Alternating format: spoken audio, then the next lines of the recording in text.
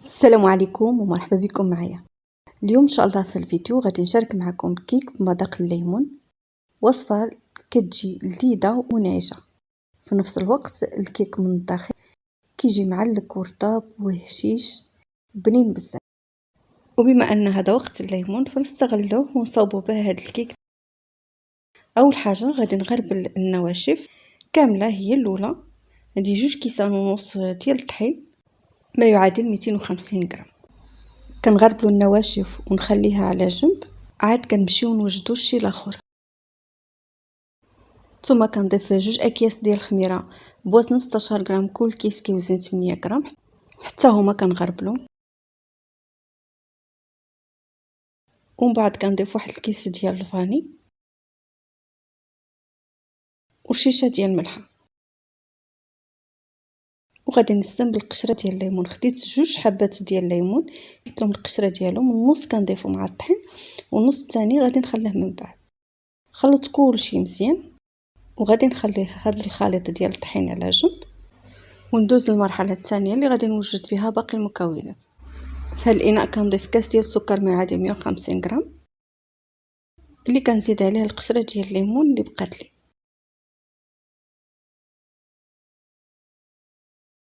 وغادي نخلط هذه القشره ديال الليمون مع السكر مزيان.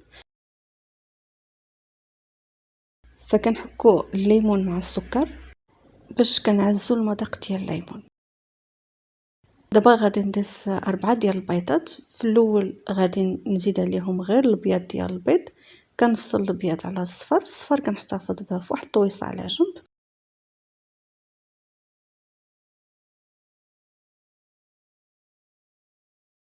ومن الافضل يكون البيض بدرجه حراره المطبخ، وإلا كان في الثلاجه كنخرجوه وكنعملوه في الماء دافي باش منين نطربوه يطلع دغيا.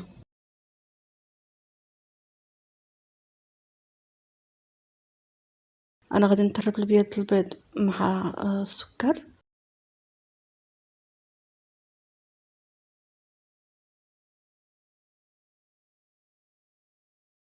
وكنبدا نطرب في البيض حتى كيتضاعف الحجم ديالو.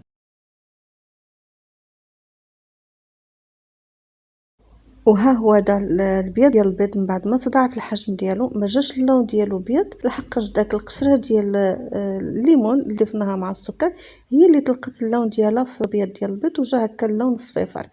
وغادي نزيد الصفر ديال البيض ونخلط خلطه خفيفه، ومن بعد كنزيد كاس ديال الزيت ما يعادل 150 ملل. وكذلك كنضيف واحد العلبه ديال الياغورت بالنكهه ديال الفاني او بالنكهه ديال الليمون. فكنخلط كلشي مزيان. ودابا غادي نضيف الدقيق شويه بشويه، انا كنخلط من تحت وفوق. وكنبقى نزيد الطحين على دفعات بالتدريج. فباقي غادي نزيد واحد المكون في الاخر يزيد يعزز لنا المذاق ديال الليمون. من بعد ما ضفت الكميه ديال الطحين كلها، دابا غادي نزيد العصير ديال الليمون.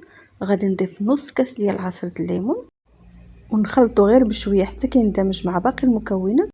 وهذا هو القوام اللي كنوصلوا عليه، ومباشره كندوز نفرغوه على بلي سبق لي ودهنته بالزبده ورشيته بدقيق ديال الفيل.